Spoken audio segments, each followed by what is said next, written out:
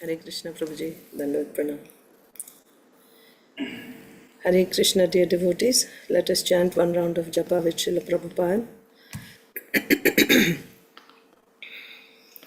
Namo Om Vishnu Padaya Krishna Preshtaya Bhutale Srimate Bhakti Vedanta Swami Niti Namine Namaste Saraswate Deve Gauravani Pracharine Nirvishesha Shunyavadi Paschatya Deshatarine Jai Sri Krishna Chaitanya Prabhu Nityananda Sri Advaita Gadadhar Srivasari Gaur Bhakta Vrinda Hare Krishna Krishna Krishna Hare Hare Hare Ram Ram Ram Hare Hare Hare Krishna Krishna Krishna Hare Hare Hare Ram Ram Ram Hare Hare Hare Krishna Krishna Krishna Hare Hare Hare Ram Ram Ram Hare Hare Hare Krishna Krishna Hare Hare Hare Ram Ram Ram Hare Hare Hare Krishna Krishna Hare Hare Hare Ram Ram Ram Hare Hare Hare Krishna Krishna Hare Hare Hare Ram Ram Ram Hare Hare Hare Krishna Krishna Hare Hare Hare Ram Ram Ram Hare Hare Hare Krishna Krishna Hare Hare Hare Ram Ram Ram Hare Hare Hare Krishna Krishna Hare Hare Hare Ram Ram Hare Hare Hare Krishna Krishna Hare Hare Hare Ram Ram Hare Hare Hare Krishna Krishna Hare Hare Hare Ram Ram Hare Hare Hare Krishna Krishna Hare Hare Hare Ram Ram Hare Hare Hare Krishna Krishna Hare Hare Hare Ram Ram Hare Hare Hare Krishna Krishna Hare Hare Hare Ram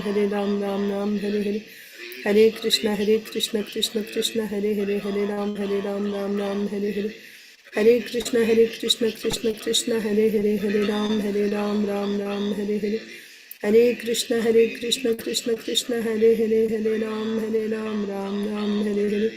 Hare Krishna Krishna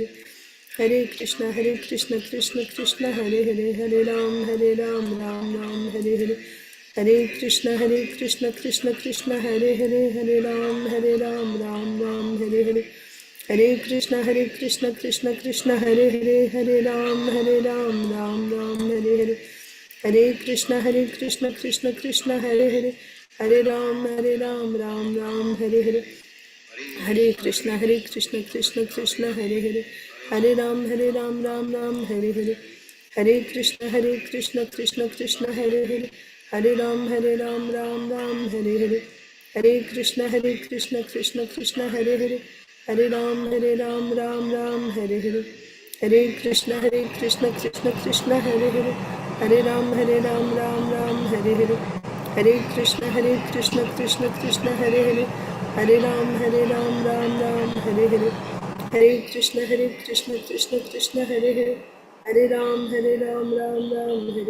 Hare Hare Hare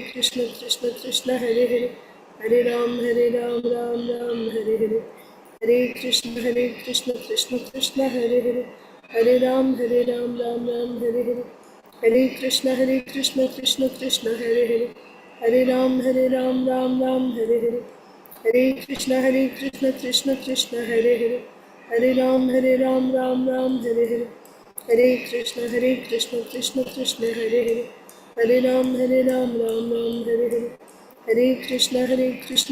Krishna Hare Hare Hare Ram Ram Hare Hare Hare Krishna Krishna Hare Hare Hare Ram Ram Hare Hare Hare Krishna Krishna Hare Hare Hare Ram Ram Hare Hare Hare Krishna Krishna Hare Hare Hare Ram Ram Hare Hare Hare Krishna Krishna Hare Hare Hare Ram Ram Hare Hare Hare Krishna Krishna Hare Hare Hare Ram Ram Hare Hare Hare Krishna Krishna Hare Hare Hare Ram Ram Hare Hare Hare Krishna Krishna Hare Hare Hare Ram Ram Hare Hare Hare Krishna Krishna Krishna Hare Hare, Hare Ram Ram Ram Hare Hare, Hare Krishna Krishna Krishna Hare Hare, Hare Ram Ram Hare Hare, Hare Krishna Krishna Krishna Hare Hare, Hare Ram Ram Hare Hare, Hare Krishna Krishna Hare Hare, Hare Ram Ram Hare Hare, Hare Krishna Krishna Krishna Hare Hare, Hare Ram Ram Hare Hare, Hare Krishna Krishna Krishna Hare Hare, Hare Ram Ram Hare Hare, Hare Krishna Krishna Krishna Hare Hare, Hare Ram Ram Hare Hare, Hare Krishna Krishna Krishna Hare Hare, Hare Ram Ram Hare Hare, Hare Krishna Krishna Krishna Hare Hare, Hare Ram Ram Hare Hare, Hare Krishna Krishna Krishna Hare Hare, Hare Ram Ram Hare Hare, Hare Krishna Krishna Krishna Hare Hare, Hare Ram Ram Hare Hare, Hare Krishna Krishna Krishna Hare Hare, Hare Ram Ram Hare Hare, Hare Krishna Krishna Krishna Hare Hare, Hare Ram Ram Hare Hare, Hare Krishna Krishna Krishna Hare Hare, Hare Ram Ram Hare Hare, Hare Krishna Krishna Krishna Hare Hare, Hare Ram Ram Hare Hare, Hare Krishna Krishna Krishna Hare Hare, Hare Ram Ram Hare Hare, Hare Krishna Krishna Krishna Hare Hare, Hare Ram Ram Hare Hare, Hare Krishna Krishna Krishna Hare Hare, Hare Ram Ram Hare Hare, Hare Krishna Krishna Krishna Hare Hare, Hare Ram Ram Hare Hare, Hare Krishna Krishna Krishna Hare Hare, Hare Ram Ram Hare Hare, Hare Krishna Krishna Krishna Hare Hare, Hare Ram Ram Hare Hare, Hare Krishna Krishna Krishna Hare Hare, Hare Ram Ram Hare Hare, Hare Krishna Krishna Krishna Hare Hare, Hare Ram Ram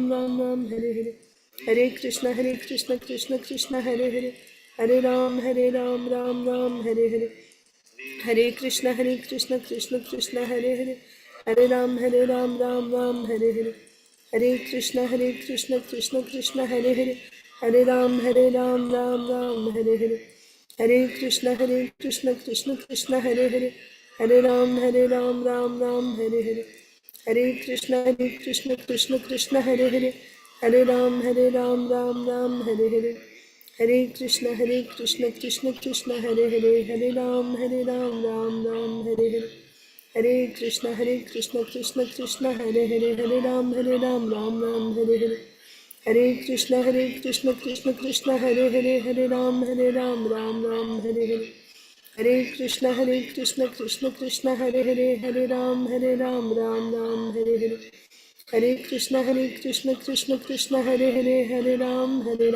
Hare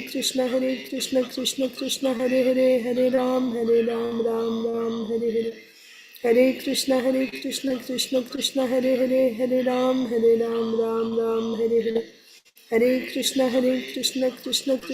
Krishna Hare Hare, Hare Ram Ram Hare Hare, Hare Krishna Krishna Hare Hare, Hare Ram Ram Hare Hare, Hare Krishna Krishna Hare Hare, Hare Ram Ram Hare Hare, Hare Krishna Krishna Hare Hare, Hare Ram Ram Hare Hare, Hare Krishna Krishna Hare Hare, Hare Ram Ram Hare Hare, Hare Krishna Krishna Hare Hare, Hare Ram Ram Hare Hare, Hare Krishna Krishna Hare Hare, Hare Ram Ram Hare Hare, Hare Krishna Krishna Hare Hare, Hare Ram Ram Hare Hare, Hare Krishna Krishna Hare Hare, Hare Ram Ram Hare Hare, Hare Krishna Krishna Hare Hare, Hare Ram Ram Hare Hare, Hare Krishna Krishna Hare Hare, Hare Ram Ram Hare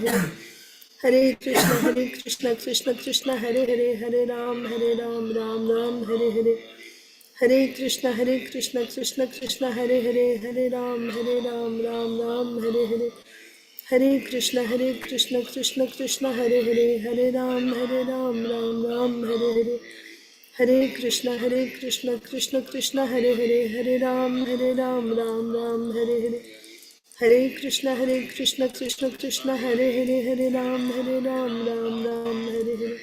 Hare Krishna Krishna Hare Hare, Hare Ram Ram Ram Hare Hare.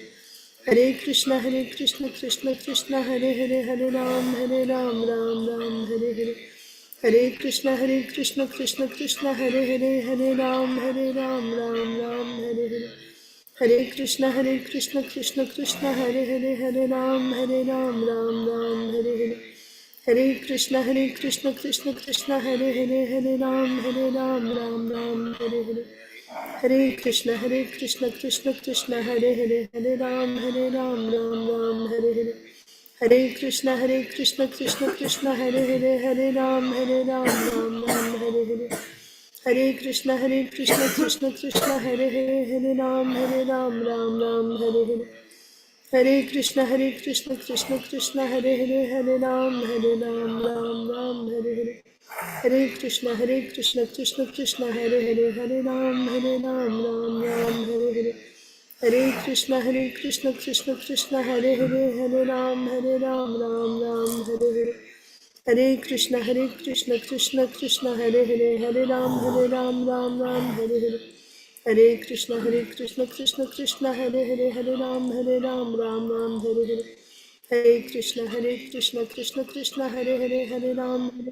Hare.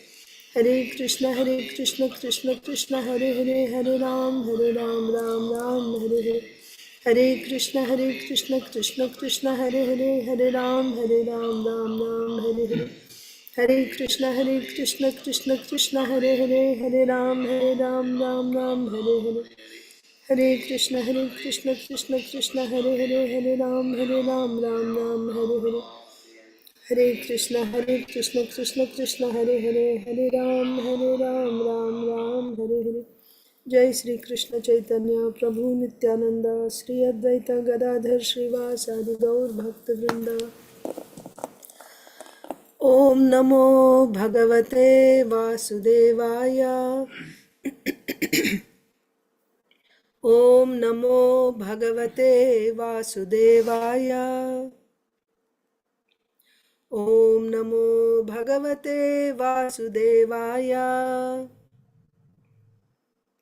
Narayanam Namaskritya Naram Chaiva Narottamam Devim Saraswatim Vyasam Tato Jayam Mudirayet. Nashtaprayeshva Bhadreshu Nityam Bhagavata Sevaya Bhagavatyuttama-shloke Bhaktir Bhavati Naishtiki. Namo Om Vishnupadaya Krishna Presthaya Bhutale Srimate Bhakti Vedanta Swamin Niti Namine. Namaste Saraswate Deve Gauravani Pracharine Nirvishesha Shunyavadi Paschatya Deshatarine. Jai Sri Krishna Chaitanya Prabhu Nityananda Sri Advaita Gadadhara Srivasadi Gaura Bhakta Vrinda. Hare Krishna Krishna Krishna Hare Hare, Hare Rama Rama Rama Hare Hare. ग्रंथराज Shrimad Bhagavatam की जय, Shri Krishna book की जय, श्रील प्रभुपाद की जय, श्री कृष्ण जन्माष्टमी महामहोत्सव की जय. Hare Krishna, dear devotees, welcome to today's Srimad Bhagavatam for All session. We are reading from Krsna Book in preparation for Janmashtami. Yesterday we read how Mother Yashoda tied Krishna, bound Krishna, because Krishna was doing mischief. He broke the pot of yogurt and then after creating a mess there, he also took the butter and he ate in a secluded place. Then he went away from that place out of fear of punishment, and he went to the place where more butter was kept hanging from the ceiling in swings. And in order to reach that, he got on top of an inverted grinding mortar, and he reached the pot, took the butter out, and was feeding it to the monkeys. And when Mother Yashoda came, after taking care of the milk that was boiling over, she saw what happened. She was smiling, marveling at the cleverness of the child. And then she went looking for him, and she found him feeding butter to the monkeys. And she could also see that Krishna was looking here and there in a fearful way, because he knew he was doing something wrong. So he was afraid that Mother Yashoda might come. And she went there silently, but he saw her. And he saw her with a stick in her hand. He became fearful. He jumped off the grinding mortar and began to run away from her. And Yashoda Mai went chasing after Krishna with a stick in her hand. Finally, she caught Krishna, that supreme absolute truth, who cannot be caught even by great yogis or jnanis. Yashoda Mai was able to capture him. Then she saw Krishna was very fearful, so she thought, this is not good. A little child being so fearful is not good for him. So she threw away her stick. But still she wanted to punish him. He should realize that what he did was wrong and he shouldn't repeat it. So she thought, I'm going to bind him. And where did she want to bind him? To the grinding mortar. But she saw that the rope with which she was to bind him was short by 2 fingers. And she got a lot of rope, and she kept adding to that existing rope all day, practically from early in the morning until evening. She was tying so many ropes to tie Krishna, to bind Krishna to the grinding mortar, but she was not able to. The final knot that she would tie to bind, that would be 2 inches too short. So the significance of these 2 inches is, first is or 2 fingers too short. So the first finger signifies the hard labor of the devotee to please Krishna. And the second finger signifies Krishna's compassion. When he sees the hard labor of the devotee, Krishna becomes compassionate, and then he gives himself to the devotee. He reveals himself to the devotee. So Yashoda Mai was working so hard all day. She was perspiring. The hair, the flower garland on her hair was falling off, but she didn't give up. She was smiling all the while, trying to tie Krishna. Seeing her hard labor, Krishna got compassion on his mother, and he allowed himself to be bound. Then after binding Krishna there, Yashoda Mai went away to do her chores. And meanwhile, Krishna is now angry again. He thought, first of all, she left me. While I was drinking milk, she left me. She put me aside and she went away. So therefore, I became angry and I broke the yogurt pot. And now again she is binding me to this grinding mortar. I'm going to do even more mischief. And he looked in front of him, these 2 Arjuna trees, Yamala Arjuna trees. And then Krishna was thinking, I will make these 2 trees fall down. So let's see what happened after that. These 2 trees, who were they in their previous lives? They were actually the sons of Kuvera. Their names were Maṇigrīva, Nalakuvara and Manigriva. So chapter 10 of Krsna Book. The deliverance of Nalakūvara and Manigriva. The story of the cursing of Nalakūvara and Manigriva and their deliverance by Krishna under the all blissful desire of the great sage Narada is here described. So what is this story? The story is about the cursing of Nalakuvara Maṇigrīva and also about their deliverance by Krishna. But all this is happening by the desire of the great devotee Narada Muni. The 2 great demigods, Nalakuvara and Maṇigrīva, were sons of the treasurer of the demigods, Kuvera, who was a great devotee of Lord Shiva. By the grace of Lord Shiva, Kuvera's material opulences had no limit, as a rich man's sons often become addicted to wine and women, so these two sons of Kuvera were also addicted to wine and sex. Once these two demigods, desiring to enjoy, entered the garden of Lord Shiva in the province of Kailash, on the bank of the Mandakini Ganges. There they drank much and engaged in hearing the sweet singing of the beautiful women who accompanied them in that garden of fragrant flowers. So, where were they? Which garden? This is the garden of Lord Shiva in Kailash. Okay, and it was on the bank of the river Mandakini, Ganga. And they were drunk and listening to the singing of young women who were accompanying them in that garden of fragrant flowers. In an intoxicated condition, the two demigods entered the water of the Ganges. Now, also imagine they are entering Ganga all naked in an intoxicated condition with ladies. What kind of offense is that?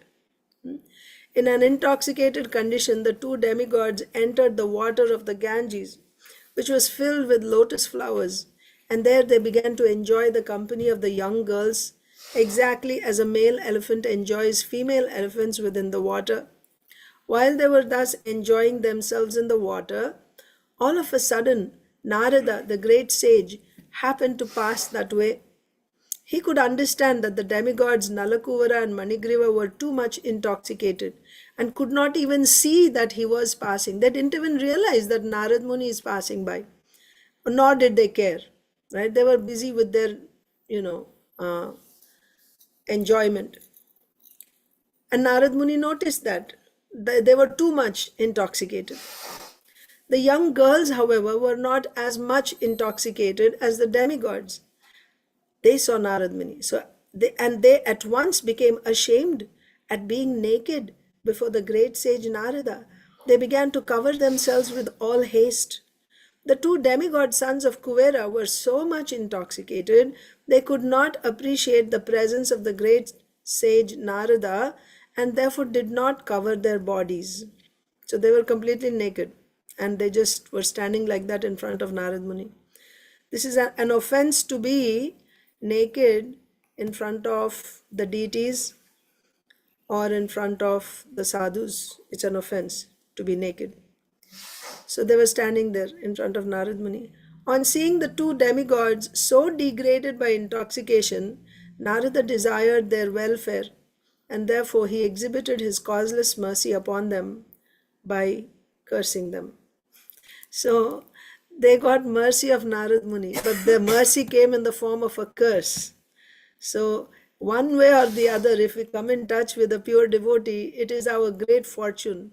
And if we receive the mercy, one is association and the other is receiving mercy. Association may be you happen to be in the same place where the devotee was, or you get the dust of the devotee. That is association. That association is also very powerful. But willingly giving mercy, that is even more powerful. Right? When the devotee is actually thinking about you and is concerned about you, that is a great mercy. So these Nalakūvara Maṇigrīva got that mercy. And how did this mercy come? It came in the form of a curse. Just like Krishna's killing or protecting, it's all good for the recipient. Even when Krishna kills, it is good. It's not bad. Like that, pure devotees also in the same way. Whether they curse or they give some benediction, it is all good for the recipient. So Narada Muni exhibited his causeless mercy upon these two demigods by cursing them. Because the great sage was compassionate upon them, he wanted to finish their false enjoyment of intoxication and association with young girls and wanted them to see Lord Krishna face to face. So immediately, when a surgeon cuts, you have a tumor in your body, which is very painful, or you have a boil in your body, which is very painful. Then when the surgeon cuts it At the time of cutting, it's very painful, right? It's very painful. Or even if he's trying to remove the pus from the boil, it's very, very painful. But that pain is required to remove your pain altogether. So similarly, this material enjoyment, we are thinking it's very pleasing. Sometimes people don't want to worship Krishna or Lord Narayan because they say he's Hari. He will take away all our material opulence. Don't worship Lord Narayan, you worship the demigods, because the demigods will give us benedictions. But actually, material benedictions, of course, the demigods can only give material benedictions. They cannot give spiritual benedictions. Unless you're worshipping that demigod as a devotee of Lord Krishna, you're looking at that demigod as a spiritual master who will guide you to Krishna. That's a different story.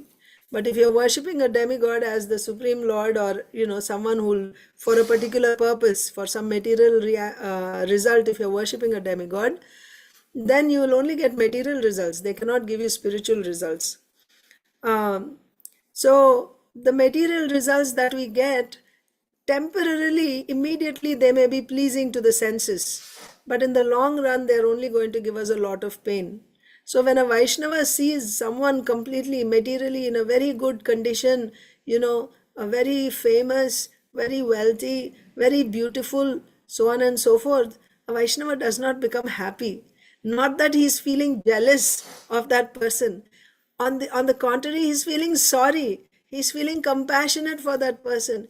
That this person is thinking he's enjoying and he's happy now, but his future is miserable. His future is miserable. Therefore, he wants to remove that. Remove this material opulence and then give him the real thing, right? Vishaya vinivartante niraharasya dehinaha rasavarjam rasopyasya param drishtva nivartate. First, you have to abstain.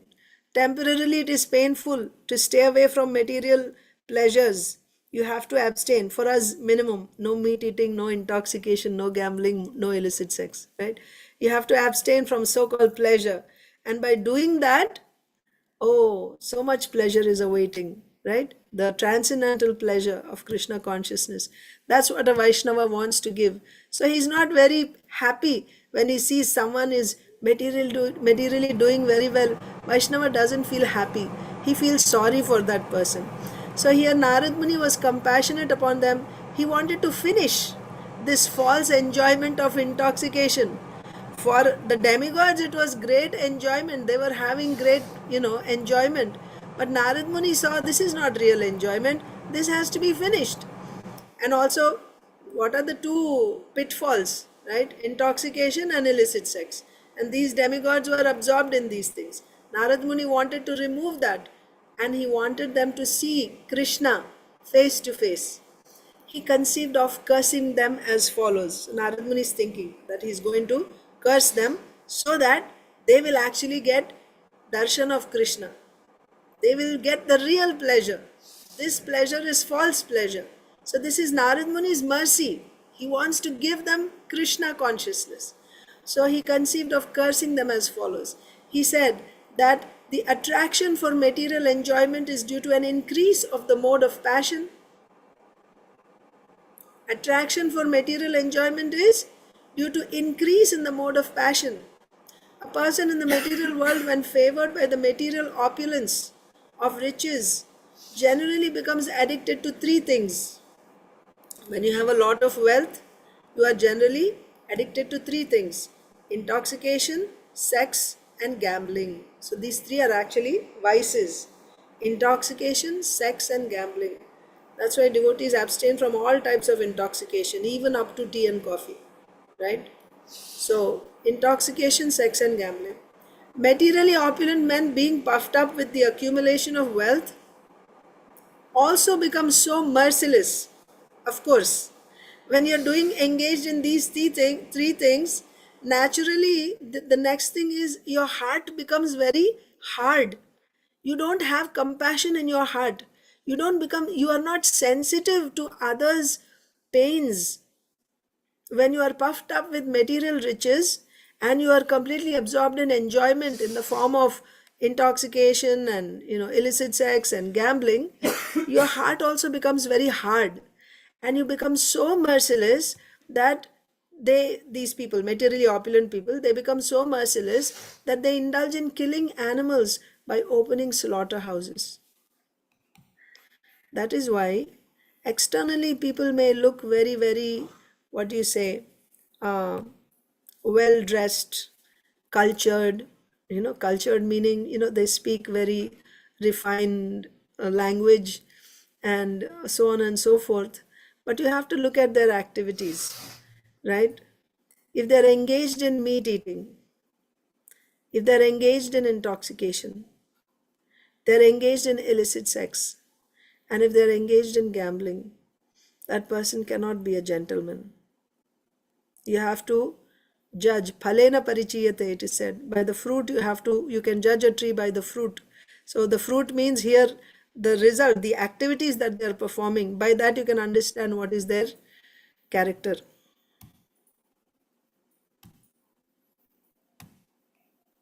And you see, devotees may be very poor, may be very crude, not so refined sometimes, but they don't engage in these sinful activities. They don't engage in killing others, right? So that should tell us, right? So Narad Muni wanted to bless these two materially opulent men, being puffed up with accumulation of wealth, also become so merciless that they indulge in killing animals by opening slaughterhouses. And they think that they themselves will never die. This is another illusion. You become so puffed up with your wealth, you will think that you're going to enjoy this eternally, and you'll make plans for all your future generations also. I'm going to enjoy my sons, my grandsons, great grandsons. I will make a big empire and everyone is going to enjoy and I'm going to enjoy. Illusion, right? One becomes illusion. They think that they themselves will never die. Such foolish persons, forgetting the laws of nature, become overly infatuated with the body. They forget that the material body, even though very much advanced in civilization, up to the position of the demigods, what to speak of this human body? We live only for maximum of 100 years. The demigods' bodies live for much, much longer. They also live for their 100 years. But what is their 1 year? Their 1 day is our 1 year. That means their 1 week is our 7 years. Their 1 month is our 30 years. 1 month. And when they have 12 months, it's 365 years. We would have been dead and gone by the time they pass 1 year. 365 years. Our 365 years is equal to their 1 year. Like that, they live for 100 years. But even that demigod body will finally turn into ashes or stool. So simply because you get to live in a particular opulent body for a long time doesn't mean you became liberated. Your body also will be finished. In this whole material world, even up to Lord Brahma, what to speak of the demigods' bodies. Lord Brahma is the topmost planet. His 100 years is even longer, trillions of years. Nevertheless, that is also going to be finished. While one is living, whatever the external condition of the body may be, right, whichever body you may get when you're living in this material world, within this body, what do you find? There is only stool, urine, and various kinds of worms. Shastra tells us things, very, very straightforward. Whereas material civilization is trying to cover up, isn't it? Put a nice picture on top, nice package on top, whatever may be inside, but outside everything has to be labeled nicely. It has to look attractive. This is material civilization. Whereas Vedic civilization and Shastra is like straightforward, direct. Right? We try to decorate these bodies so nicely, apply makeup and put on nice dresses and jewelry and this and that, and we feel so happy. What is there inside the body? Shastra is saying it is nothing but stool, urine, and various kinds of worms, and that's what we are decorating. But the good news is we are not these bodies. So we don't have to, feel so bad. We are not these bodies. Actually, we are spirit souls. So while one is living, whatever the external condition of the body may be, within there is only stool, urine, and various kinds of worms. Thus, being engaged in jealousy and violence to other bodies, right? To protect this body, or to enjoy with this body, to pamper this body, these materially opulent people, they feel jealous and are violent to other bodies. Thus, being engaged in jealousy and violence to other bodies, materialists cannot understand the ultimate goal of life. And without knowing this goal of life, they generally glide down to a hellish condition in their next life. So all the violence that we hear in news, right, to other people, either based on religion or based on selfish motives, that I must have lot of wealth and I must have all the enjoyment, or for some power or for some position, all violence and jealousy that someone is exhibiting, what do you understand? That they have no idea of the ultimate goal of life. They are thinking this life is all in all and they are going to enjoy. What is the result of this type of mentality and the actions that they are doing as a result of this mentality? They will all glide down to a hellish condition in their next life, for sure. Such foolish persons commit all kinds of sinful activities on account of the temporary body. You're not going to stay in this body forever, nor is your particular community or religion or family, that's not your eternal identity. Today you're in this community, next life you'll be in the enemy's camp. You'll take birth in the other community and you'll fight with your own family members or your own community members. This is the law of nature. So one has to be intelligent and knowledgeable about this and act accordingly, not in ignorance. Because if you act in ignorance, you'll go to hell. Such foolish persons commit all kinds of sinful activities on account of the temporary body, and they are even unable to consider whether the body actually belongs to them. Generally, it is said that the body belongs to the persons who feed it, right? If you are a slave, then the master who feeds you has all right on that body. He'll make that body work for him in so many different ways. Same if you have a pet dog or something, you feed the dog and you make the dog do all the things that you want the dog to do. So generally, the body belongs to the person that feeds it. One might therefore consider whether the body belongs to one personally or to the master to whom one renders service. The master of slaves claims full right to the bodies of the slaves because the master feeds the slaves. It may also be questioned whether the body belongs to the father. That's where the seed comes. So the body belongs to the father, who is the seed-giving master of the body, or to the mother, right? The body is formed from the mother's body, or to the mother who develops the child's body in her womb. Who does the body belong to? Foolish persons are engaged in committing all sorts of sins due to the misconception of identifying the material body with the self, right? All these problems are coming because I think I am this body. And the people related to this body are mine, they are mine, and the others are my enemies. Now I will destroy them. All this is coming due to the misconception of identifying the self with the body. But one should be intelligent enough to understand to whom the body belongs. Is it my body? A foolish person indulges in killing animals to maintain the body. He indulges in killing animals. Why? For example, when you're eating meat, you think that by eating meat I get protein. Otherwise, my body won't be able to sustain. So to keep my body healthy, I must kill another body and I must eat that. Foolish person indulges in killing animals to maintain the body, but he does not consider whether the body belongs to him or to his father or mother or maternal grandfather. Sometimes a father gives his daughter in charity to a person with a view of getting back the daughter's child as a son. Just like Chitrangada's father, right? Chitrangada, he married Chitrangada to Arjun on the condition that when Chitrangada gets a son, that son should be returned to him, to the father of Chitrangada, the king of Manipur. Babruahana was the son of Arjun. So that was sometimes the father marries the daughter with the condition that the child born should be given, the boy born should be given back to the father of the girl. So the body may also belong to the strong. So that's why it is said, is the body belonging to the father, mother, or mother's father? Like that. The body may also belong to a stronger man who forces it to work for him, like a master, slave's master. Sometimes a slave's body is sold to a master, and from that day on, the body belongs to the new master. And at the end of life, the body belongs to the fire. When the body is dead, like when the spirit soul leaves the body, then does the soul claim the body?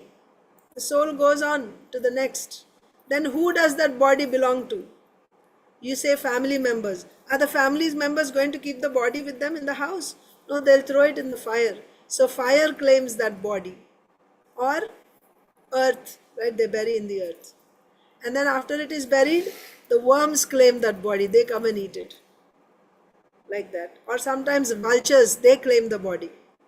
Vultures and jackals come and eat. They claim the body. At the end of life, the body belongs to the fire because the body is given to the fire and burned to ashes, or the body is thrown into the street to be eaten by dogs and vultures. Before committing all kinds of sins to maintain the body, one should understand to whom the body belongs. Ultimately, it is concluded the body is a product of material nature, isn't it? Where did the body come from? We studied the creation so many times. It is all starting from Prakriti. Of course, the Lord glanced on Prakriti, but all these elements are coming by the glance of the Lord on Prakriti. The elements are created or produced. And from that, the whole universal body and individual bodies are all coming from there. So who does the body belong to? To material nature. The body is a product of material nature. And then whose material nature? The Lord's material nature. So the body belongs to the Lord. And at the end, it merges into material nature. It's coming from there, it goes back there. Therefore, the conclusion should be that the body belongs to material nature. One should not wrongly think that the body belongs to him. To maintain a false possession, why should one indulge in killing? Why should one kill innocent animals to maintain the body? When a man is infatuated with the false prestige, he does not care for any moral instruction, but indulges in wine, women, and animal killing. In such circumstances, a poverty-stricken man is often better situated because a poor man thinks of himself in relation to others. This is true. Even psychologically, you can see when you have more, that's when you become a miser, really. When you have more and more, then you start thinking of how I should save this, how I should multiply this, and then you become, But when you don't have so much, you don't mind sharing what you have. Although it sounds pretty, It sounds contradictory. When you don't have enough, that's when you should be holding on to, right? When you don't have so much, then you should be holding on to it because it may be finished. When you have a lot, you can give because I have so much, so I'm not going to be at loss if I shared something. But the mind works like this. I talk to my children also. They say, my son says that, when they play a game, if they have, like a lot, when they have game money that, they spend it to buy something within the game, you buy some things. So when he has little, he doesn't mind just giving it to someone else, sharing with another one. But when he has a lot, then he becomes thoughtful. Oh, let me save it. Let me save it. So from that only I got this idea. Oh, okay. So this is how the mind works, right? When you have a lot, then you want to hold on to it. You become selfish. You don't want to give. But when you have little, you can share. So that's what Srila Prabhupada is saying, that a poverty-stricken man is better in this case because he can relate to the pain of the other person. Because you are hungry yourself, you can relate to another's hunger. You can feel the pain of hunger and you will share when you're poor. But when you're wealthy, your heart becomes so hard, you cannot relate to others' pain. So that's why here Srila Prabhupada is saying that uh, in such circumstances, even if you give moral instructions to such persons who are intoxicated with wealth and with fame, with position, you try to give them moral instructions, it won't act on them. So, therefore, in such circumstances, a poverty stricken man is often better situated because a poor man thinks of himself in relation to other bodies. That's why, sometimes those people who become wealthy by their hard work, they don't want their children to get spoiled. So, they make them see the difficulties of the world by, for example, making them go travel to school with other children in the school buses instead of sending them in private cars, etc., so that they don't become spoiled, so that they will also learn the hardships of life and they can become, sensitive. Just like Gurukul, for example, right? Even though you're the son of a king, Lord Ramchandra, the Supreme Personality of Godhead, son of King Dasharath, the emperor, but still they were sent to Gurukul. And when you are in Gurukul, it does not matter whether you are a king's son or you are a poor Brahmana's son, like Krishna and Sudama. Lord Krishna and Balaram, they were the sons of Vasudev, and Sudama Brahman was a poor Brahmana, right? And Vaishyas also go to Gurukul. So there is a Brahmana, Kshatriya, Vaishyas. They go to Gurukul to study under a guru. But regardless of your financial condition or your power and position, everyone is equal in front of Guru. Everyone has to do all menial services, cleaning, cutting wood and bringing from the forest, begging, door to door, go and begging. Everyone has to do this. So Gurukul training actually is good. It trains uh, the boys to become humble and sensitive and not become puffed up. A poor man often does not wish to inflict injuries upon other bodies because he can understand more readily that when he himself is injured, he feels pain. Yes, this is the thing. This is actually, one who is a little advanced in spiritual life. Uh, this is how he thinks. When one is a little advanced in spiritual life, he thinks that if I am in that situation, it hurts me. How can I put another person in the same condition? His heart becomes soft. He becomes sensitive, right? He cannot inflict pain on others because he sees everyone in relation to himself. That is why Vaishnavas feel compassion for others' pains. Arjun is feeling compassion on the battlefield. No, how much these people had tortured them, right? So many injustices, but still he's thinking about the pain that they will feel when everyone is killed, their family members, how they're going to suffer. He's thinking for them because he's a Vaishnava. So this compassion is possible for one whose heart is soft, and this comes with advancement in devotional life. It comes. But generally, a poor man often does not wish to inflict injuries upon other bodies because he can understand more readily that when he himself is injured, he feels pain. Therefore, the great sage Narada considered that because the demigods Nalakuvara and Manigriva were so infatuated by false prestige, they should be put into a condition of life devoid of opulence. Why all this explanation? Because now Narad Muni is going to curse, right? You may not think that Narad Muni, his ego was hurt, that they didn't bow down before him, they didn't greet him, so his ego was hurt, therefore he cursed these two demigods. Some less intelligent people can, uh, you know, uh, they will challenge. So that is why all this explanation. What exactly was Narad Muni thinking? It was just out of his compassion he was thinking. They are in a very degraded condition of life right now because of their material opulence. Their hearts were so hard, insensitive, always absorbed in, they were intoxicated with wealth, not just on wine, but intoxicated with wealth, then with the association of women, and also, all types of sinful activities that come with wealth. So Narad Muni, out of compassion, wanted to take that away from them, because when one is poor, he becomes sensitive to others, and also they become recipient. When you are poor, also it is said elsewhere that for a sadhu, it is easier to enter into a poor man's house than to enter into a wealthy man's bungalow, right? They'll have beware of dog and lock up, there'll be locks, there'll be security standing there. You won't be allowed to go inside. It's not easy to go and see a wealthy man, but a poor man you can easily enter, right? So being poor is actually beneficial. It is beneficial for Krishna consciousness. We can remember Krishna, we can appreciate sadhus. So considering all this, Narad Muni thought, I must make these two devoid of all opulence. Out of compassion, he thought like this. A person who has a pin prick in his body, right? I think you all have had that experience.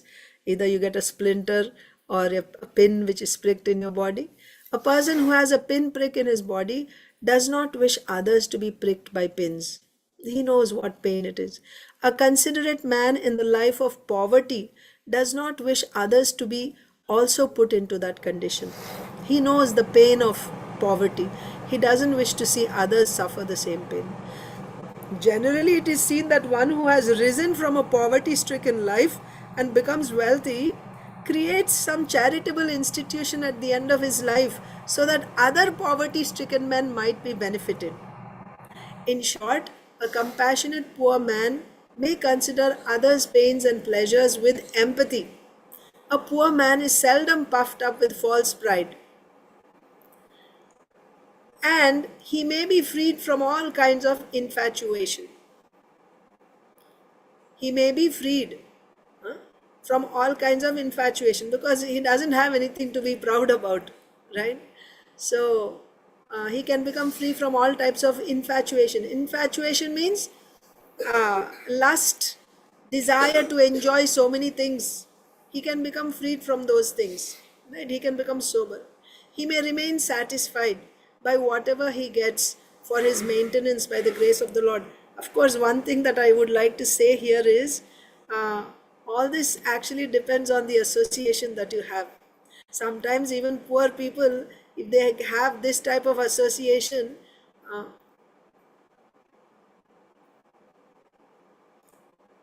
yeah, but you can expect, yeah, it's if you get good association, then that poverty also, that poverty teaches you how to become empathetic to others. Many, I mean, even in children we will see, those who are from financially poor backgrounds, they learn to do so many things even as children, right? Small children, they know how to cook, they know how to clean the house, how to take care of everything. And generally, those who are wealthy, they're kind of, they become spoiled.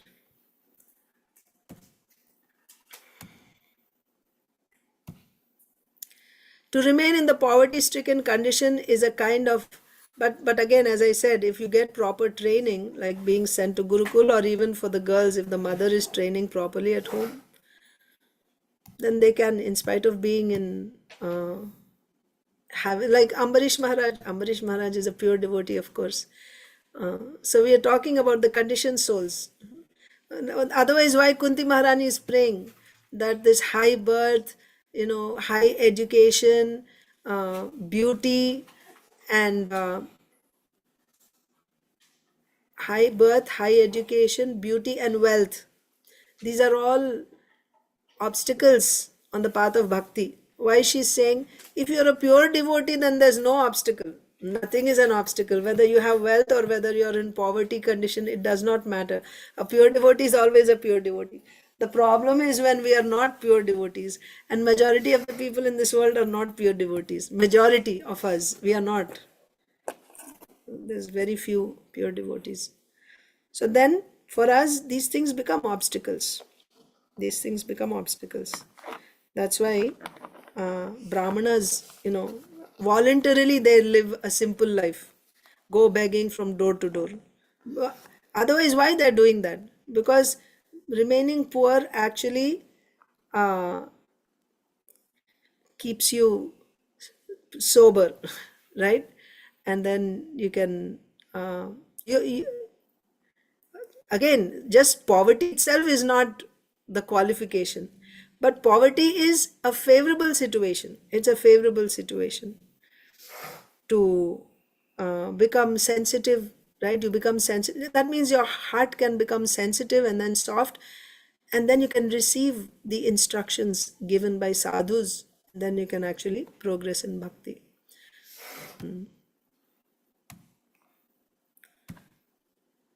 To remain in the poverty-stricken condition is a kind of austerity. According to Vedic culture, therefore, the brāhmaṇas, as a matter of routine, keep themselves in a poverty-stricken condition.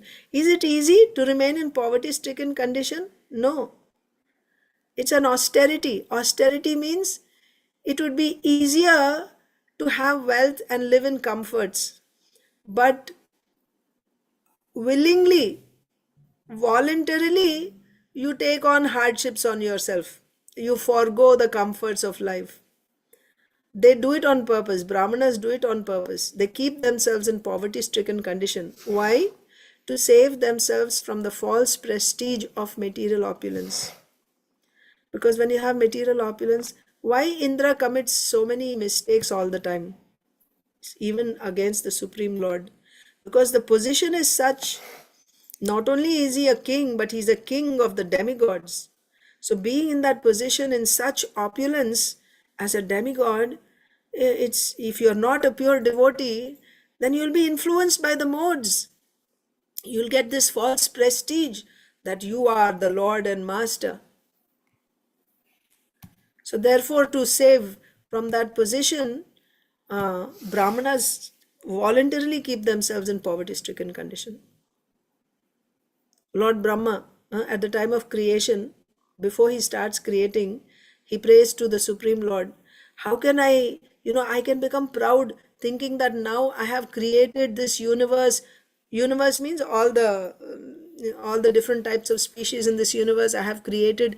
Thinking like this, I can become puffed up. How can I save myself from being puffed up? Brahma prays to the Supreme Lord. There, the Lord says, now you practice sadhana bhakti by this, right? Shravanam, Kirtana, Vishnu Smaranam. By doing this, you can be saved. So it is a big pitfall, right? Having material opulence can be a pitfall. So false prestige due to advancement of material prosperity is a great impediment for spiritual emancipation. A poverty-stricken man cannot become unnaturally fat by eating more and more. He doesn't even have anything to eat and become fat, right?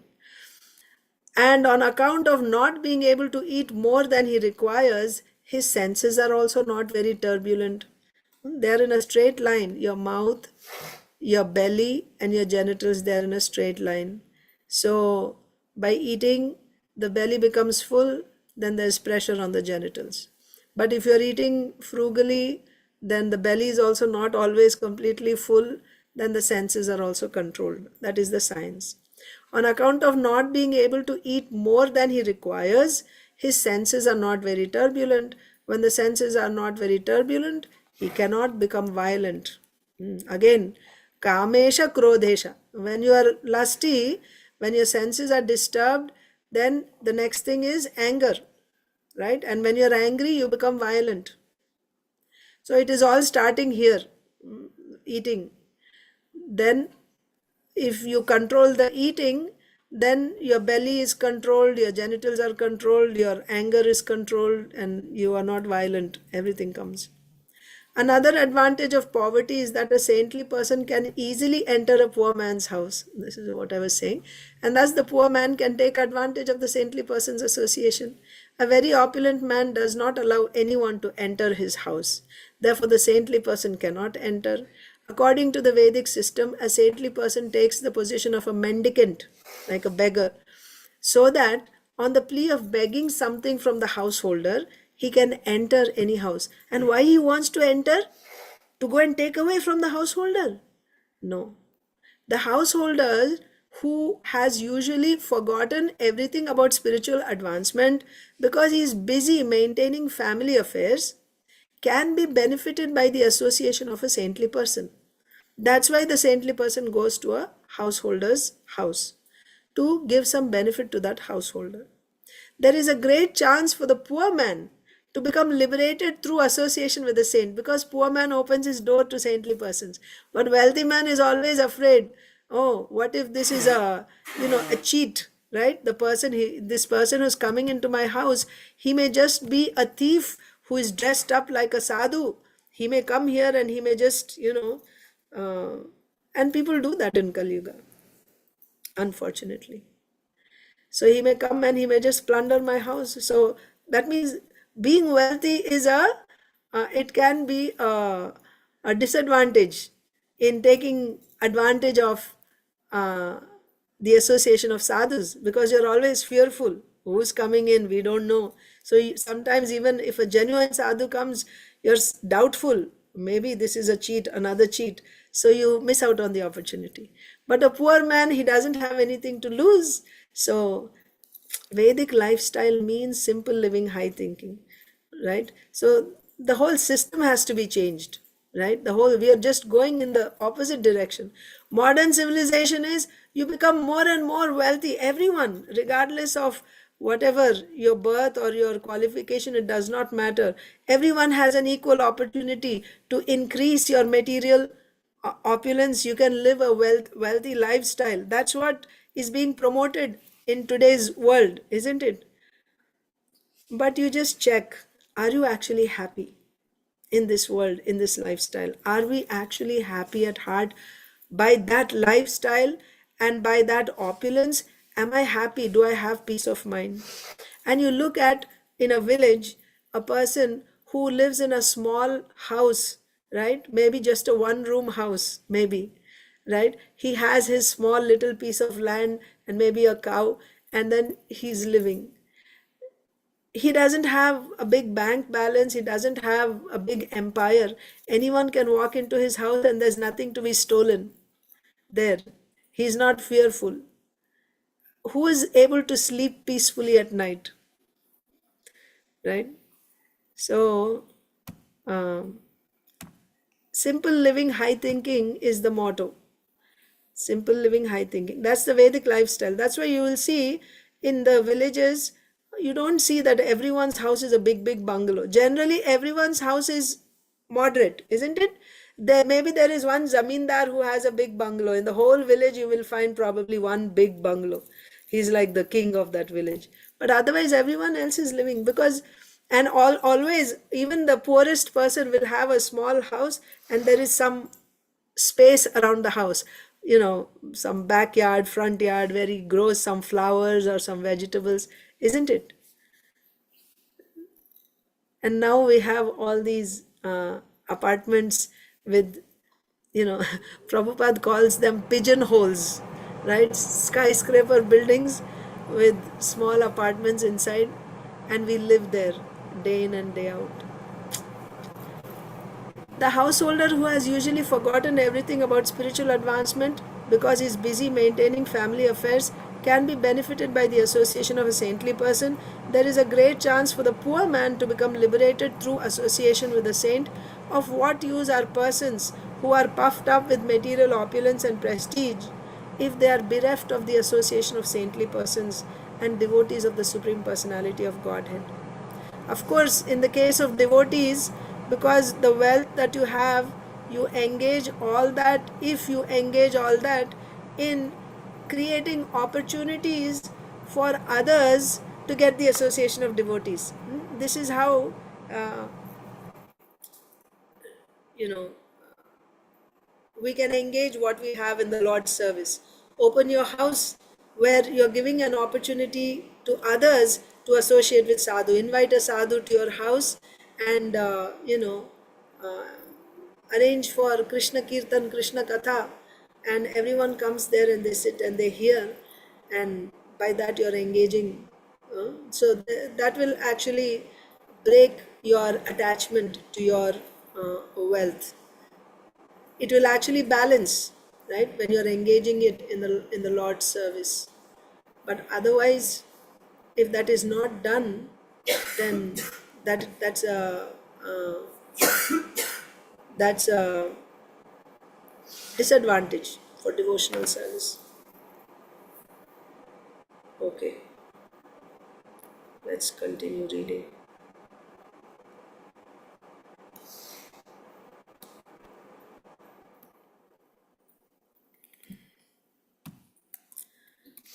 Yeah. Of what use are persons who are puffed up with material opulence and prestige if they are bereft, right? If they don't have the association of devotees, then there's no happiness in that wealth. Association of devotees is actually most powerful. The great sage Narada thereafter thought that it was his duty to put those demigods, not only that he's showing mercy, but he felt responsible. No, it's my duty. It's like, you know, the devotees are not really thinking that now I'm going to show my mercy to this person. They actually, feel, because they themselves feel indebted to their gurus who have delivered them. They feel indebted to Krishna, and it is Krishna's desire to deliver all the conditioned souls. So these devotees are actually traveling all over the world. Their hearts are, they feel compassion when they see people who not in Krishna consciousness.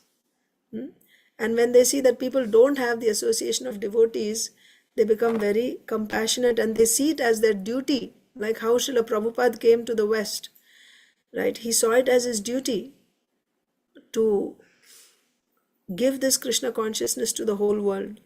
So the great sage Narada thereafter thought that it was his duty to put those demigods into a condition where they could not be falsely proud of their material opulence and prestige.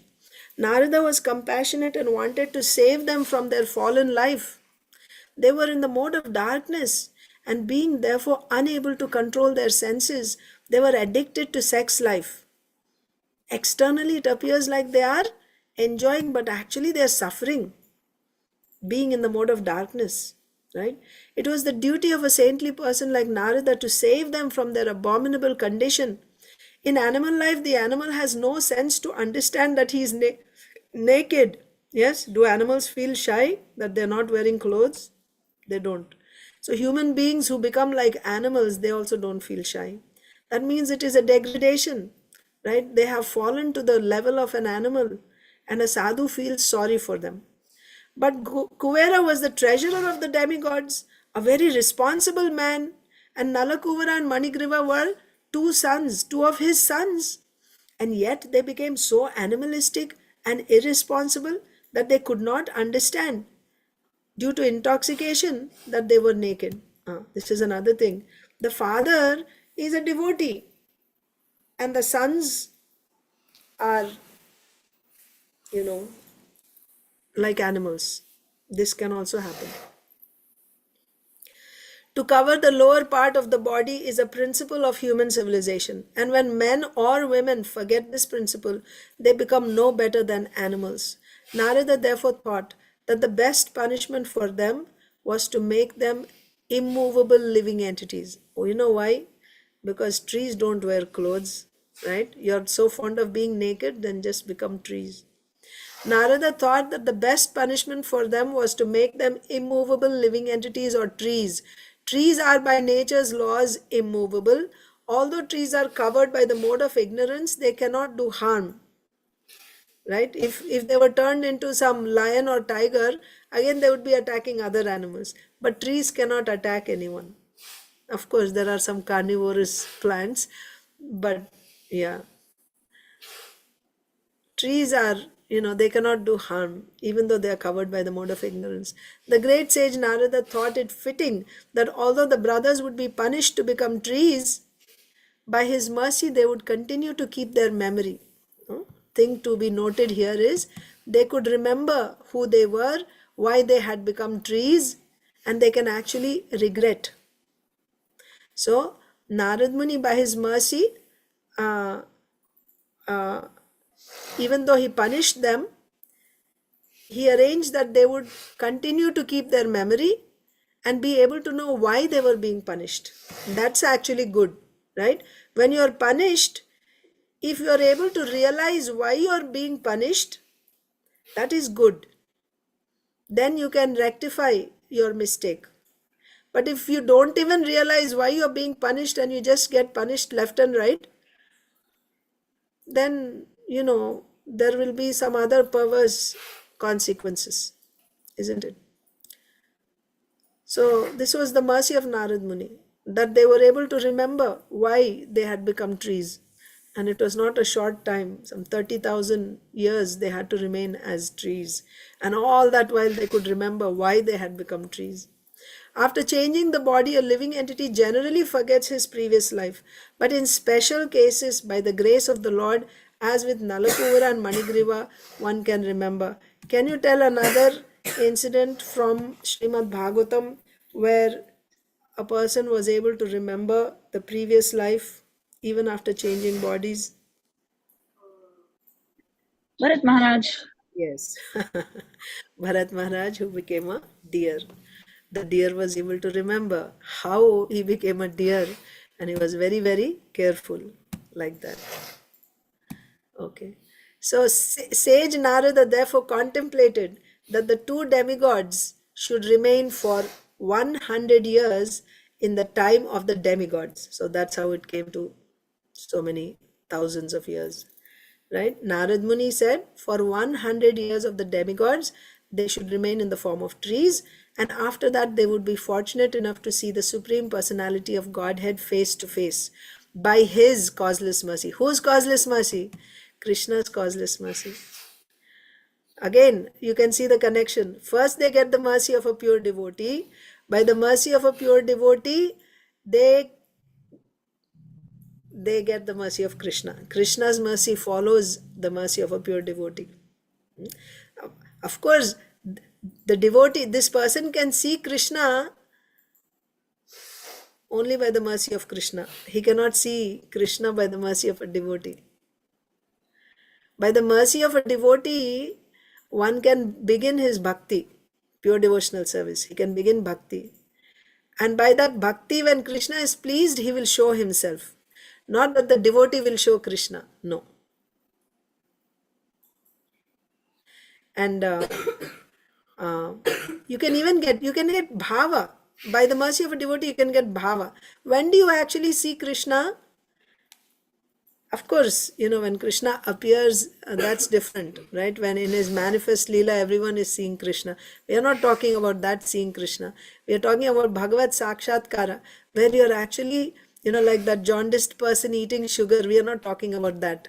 What is the value of that eating? He's not even tasting that sweetness. We are talking of one who is actually seeing Krishna and tasting his sweetness, right? Actually experiencing Krishna. We are talking about that. So how will that come? That will come when Krishna reveals himself.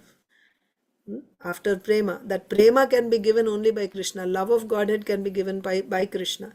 By a devotee's mercy, one can come up to the stage of sometimes by the mercy, right? You say kripa siddha. By that kripa of a devotee, you can even come up to the stage of bhava, where you now have feelings for the Lord. You have feelings for the Lord, bhava. You get a relationship with the Lord. You can get that by the mercy of a devotee. And in other ways also you can get bhava by sadhana bhakti. But after that, to get love of Godhead and to actually see the Lord, experience the Lord, see Him, touch Him, smell Him, all that happens when the Lord reveals Himself. So here we are seeing by His mercy, by the Lord's mercy, right? They were able to see the Lord face to face by His causeless mercy. Of course, His mercy is not coming independently. His mercy comes following the devotee's mercy. And thus they would be again promoted to the life of the demigods and become great devotees of the Lord. So this is by Narada Muni's mercy. They would first become trees. For 100 demigod years they would remain as trees, and during that time they will remember why they were cursed like that, what was their crime, their offense, and then finally by the Lord's mercy they will get to see the Lord face to face. And this is that time now. The time has arrived. They've been there for 100 years already in those trees. After this, the great sage Narada returned to his abode known as Narayana Ashram. After this means after cursing. He cursed the demigods Nalakūvara, Maṇigrīva to become trees, Arjuna trees. And then he went back to his ashram. And the two demigods turned into trees known as twin Arjuna trees. The two demigods were favored by the causeless mercy of Narada and given a chance to grow in Nanda's courtyard. So obviously this is long before the birth of Nanda Maharaj and Yashodamai. They've been living there. Those trees were there. So they were given a chance to grow in Nanda's courtyard and see Lord Krishna face to face. Although child Krishna was bound up to the wooden mortar, he began to proceed towards. So now, coming back to the present, Yashodamai tied Krishna to the grinding mortar and went away, and Krishna is angry that she tied him, so he wants to do more mischief. He's looking at these two Arjuna trees in the courtyard of Nanda Maharaj. He's looking at those trees, and he decided, I will do more mischief, I will make these two trees fall down. Although child Krishna was bound up to the wooden mortar, he began to proceed toward the twin trees in order to fulfill the prophecy of his great devotee Narada. Why Krishna thought of pulling down the trees? Because he wanted to deliver these two demigods. Why he wanted to deliver? Because that was the desire of his devotee. Right? Kaunteya pratijanihi name bhakta pranashyati. Krishna is telling Arjun to announce it. Why? Because when his devotee makes a statement, the Lord fulfills that statement. When the Lord makes a statement, he may or may not fulfill it. I mean, he will fulfill it, but he may go back. Just like Krishna said, I will not pick up any weapons in the battle of Kurukshetra. But that also, to make his devotee Bhishma Dev's word come true, Krishna can go back on his own word, no problem. That's how much he loves his devotee. Bhishma Dev had made a vow that I will force Krishna to pick up a weapon. Either he has to pick up a weapon in the battle today, or I will kill Arjun tomorrow. Today means that day, next day. Either Krishna will have to pick up a weapon, that means he has to break his vow. Krishna's vow was he wouldn't take up any weapons in the battle of Kurukshetra. He would not fight. And Bhishma Dev, a great devotee of Krishna, is taking a vow. Either Krishna will have to pick up a weapon, or I am going to kill Arjun. Krishna loves his devotees. He wants to make Bhishma Dev's vow true, and of course he wants to protect his devotee Arjun also. Krishna picked up a weapon. That means he broke his own vow for the sake of his devotee. Like that he can do sometimes. He can even break his own vow, but never will he allow his devotee's word to become false. So Narada Muni here, he had his desire that these two should be delivered. So Krishna takes it upon himself to fulfill the desire and the statements of his devotee. So he began to proceed toward the twin trees in order to fulfill the prophecy of his great devotee Narada. Lord Krishna knew that Narada was his great devotee, and that the trees standing before him as twin Arjuna trees were actually the sons of Kuvera. I must now fulfill the words of my great devotee Narada, he thought. Then he proceeded through the passage between the two trees. So the two trees were nearby, close to each other. There's like a path in between. Krishna started moving through the space between the two trees. And all the while he's tied to this grinding mortar, a stone mortar. It's not possible for, anyone to carry it and walk around. And this little baby, because he's the Supreme Personality of Godhead, he's literally pulling that stone mortar in the passage between the two trees. Lord Krishna knew that Narada was his great devotee, and that the trees standing before him were Arjuna trees. They were actually the sons of Kuvera, and he wanted to fulfill the words of his devotee Narada Muni. So he proceeded through the passage between the two trees. Although he was able to pass through the passage, the large wooden mortar stuck horizontally between the trees. Taking advantage of this, with great strength, Lord Krishna began to pull the rope which was tied to the mortar. As soon as he pulled, the two trees with all their branches and limbs fell down. And you can imagine, the older the trees, the bigger they are, isn't it? Because they have big, big trunks, and they're thousands and thousands of years old. Many, many thousands of years old. How big those trees must be. And Krishna pulled them, and with all their branches and limbs, the trees fell down with a great sound. Out of the broken, fallen trees came two great personalities, shining like blazing fire. All sides became illuminated and beautiful by their presence. The two purified personalities immediately came before child Krishna and bowed down to offer their respects and prayers in the following words. Dear Lord Krishna, you are the original personality of Godhead, master of all mystic powers. Learned brāhmaṇas know very well that this cosmic manifestation is an expansion of your potencies, which are sometimes manifest and sometimes unmanifest. You are the original provider of the life, body, and senses of all living entities. You are the eternal God, Lord Vishnu, who is all-pervading, the imperishable controller of everything, and you are eternal time. You are the original source of the cosmic manifestation, which is acting under the spell of the three modes of material nature, goodness, passion, and ignorance. You are living as the super soul in all the multi forms of living entities, and you know very well that what is going on within their bodies and minds.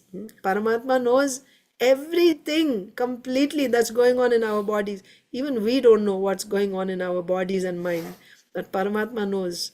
And not only in my body, he knows in yours and everybody's minds and bodies. Therefore, you are the supreme director of all activities of all living entities.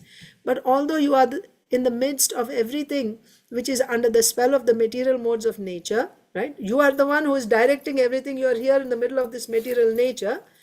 You are not affected by such contaminated qualities. No one under the jurisdiction of the material modes can understand your transcendental qualities, right? Like a lotus leaf, completely untouched by water. He is there and he is conducting everything in this material world, but completely untouched by matter. That's why nobody is able to understand his transcendental qualities, which existed before the creation. Therefore, you are called the supreme transcendence. Let us offer our respectful obeisances unto the lotus feet of you, Lord Vasudev, the supreme Brahman, who are always glorified by your personal internal potencies. So they continue to pray, Nalakuvara and Manigriva. In this material world, you make yourself known only by your different incarnations. Although you assume different types of bodies, these bodies are not part of the material creation. They are always full of the transcendental potencies of unlimited opulence, strength, beauty, fame, wisdom, and renunciation. In the material existence, there is a difference between the body and the owner of the body, right? The body is material and the owner is spiritual in this material world. But that's not the case with all the avatars of the Lord. The body and the person is the same. The body is completely spiritual. There's no materialness there. So, in the material existence, there is a difference between the body and the owner of the body. But because you appear in your original spiritual body, there is no such difference for you. When you appear, your uncommon activities indicate that you are the Supreme Personality of Godhead. Such uncommon activities are not possible for anyone in material existence. That is why Janma, Karma, activities also, Chame Divyam, they are transcendental, right? You The Supreme Personality of Godhead caused the birth and death as well as the liberation of all living entities. And you are full with all your plenary expansions. Now talking about Krishna. Krishna, all his expansions are there in Krishna. Your complete form of personality of Godhead. You can bestow on everyone all kinds of benedictions. O Lord, O source of all auspiciousness and goodness, we offer our respectful obeisances unto you.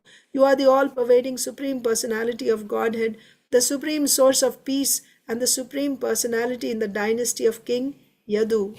O Lord, our father known as Kuvera, the demigod, is your servant.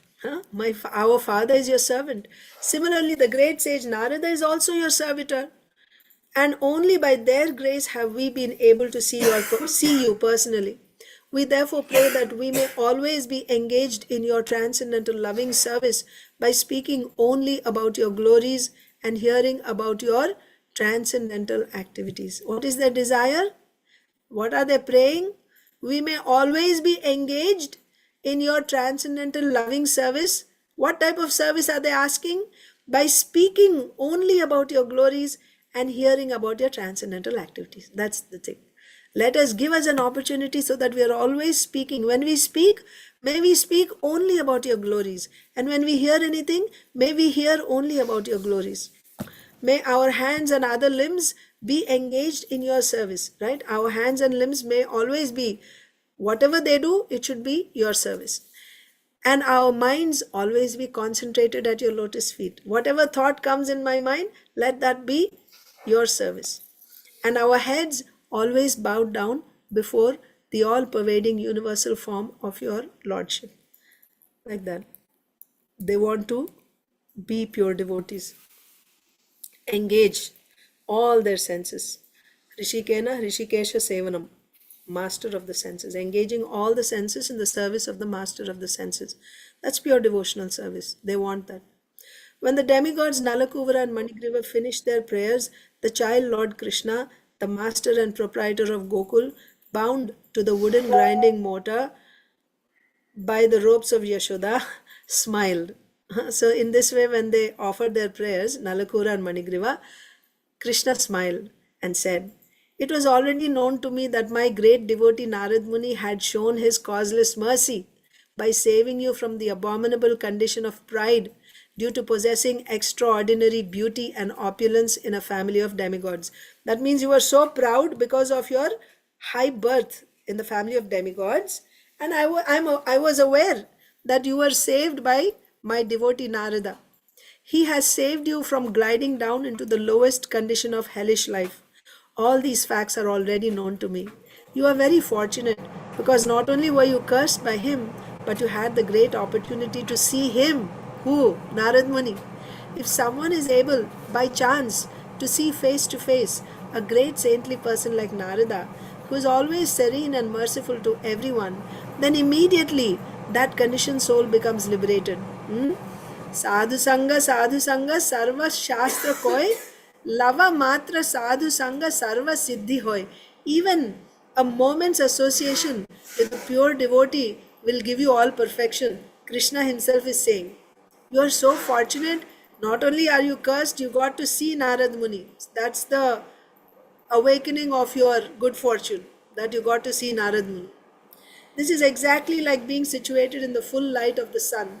There cannot be any visionary impediment. Therefore, O Nalakuvara and Maṇigrīva, your lives have now become successful because you have developed ecstatic love for me, bhava bhakti. This is your last birth, of course, prema, because they are actually seeing Krishna, right? But you have developed ecstatic love for me. This is your last birth within material existence.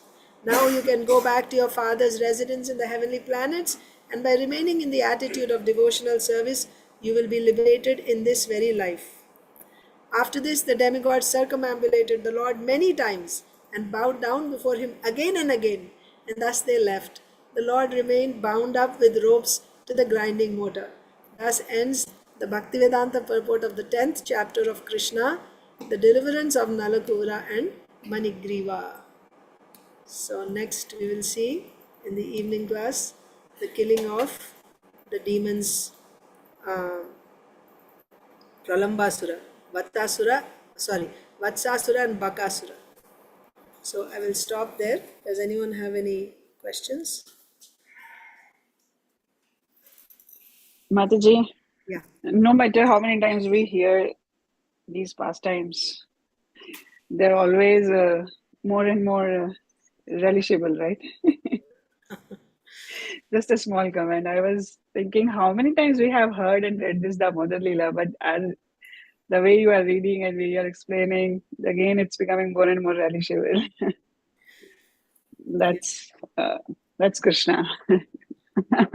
Janma Karma Chame Divyam, the transcendental nature of his activities. Yeah. Jai. Thank you. So let us end here. All of you have a wonderful day in Krishna consciousness. All glories to Srila Prabhupada. Sri Krishna Bhagwan ki jai. Sri Krishna Janmashtami ki jai. Samaveta Gaur Bhakta